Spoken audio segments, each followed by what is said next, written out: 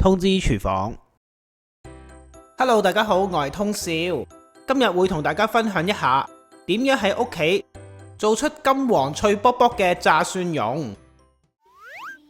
今次呢條影片示範嘅份量唔會好多，如果大家有興趣想做多啲蒜蓉嘅話，可以隨意放大食譜要求嘅份量去做。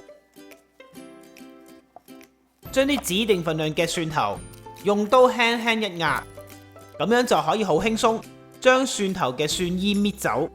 蒜頭根部灰色嘅位置我哋都唔要嘅，所以用刀將佢切走埋。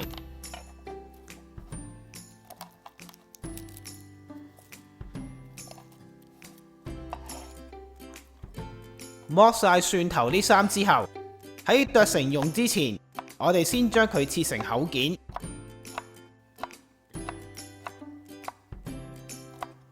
唔好諗住彰顯你嘅刀工，切到啲蒜頭紙咁薄啊！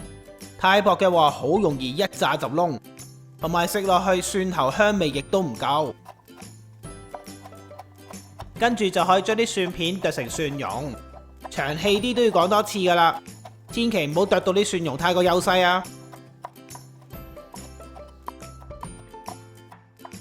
啲蒜蓉嘅表面有好多蒜頭嘅汁液喺度，呢啲汁液一落鑊就好容易將蒜頭炸燶，所以最好先放喺一個裝咗清水嘅碗入邊，將啲蒜蓉清洗一下先。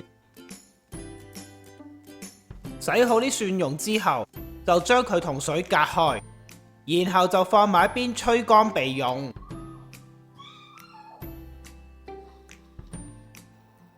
鑊入邊我哋加入指定份量嘅油落去，用中大火將佢燒熱。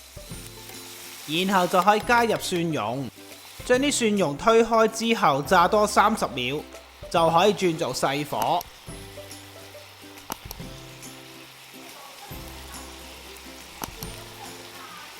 用慢火去炸啲蒜蓉，當然用嘅時間會比較多，不過就容易控制，唔會一下子就炸燶晒我哋啲蒜頭。當啲蒜蓉炸到去深黃色嘅時候，就係時候要將佢拎起噶啦。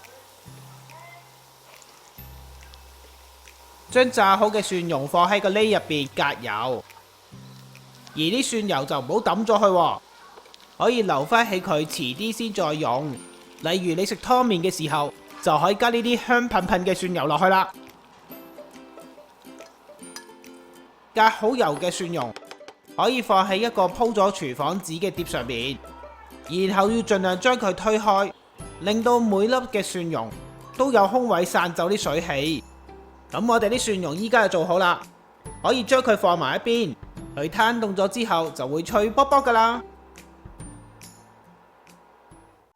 如果你打算做大量嘅炸蒜蓉，諗住遲啲慢慢用嘅話，你可以放啲炸蒜蓉喺一個乾淨嘅樽入邊，再加啲熟油或者頭先你炸蒜頭嘅油，直至冚過晒所有嘅蒜頭。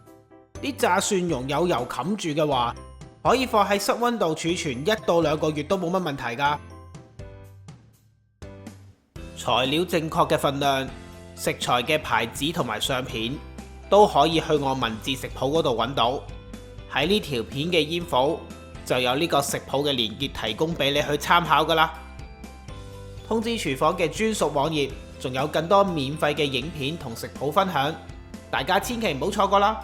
中意呢條片嘅話，記得要俾 like 同埋 share 出去，仲要記得訂閱同埋撳埋隔離個鐘仔，咁我新片一出先可以通知到你㗎。多謝大家收睇，下次再見，拜拜。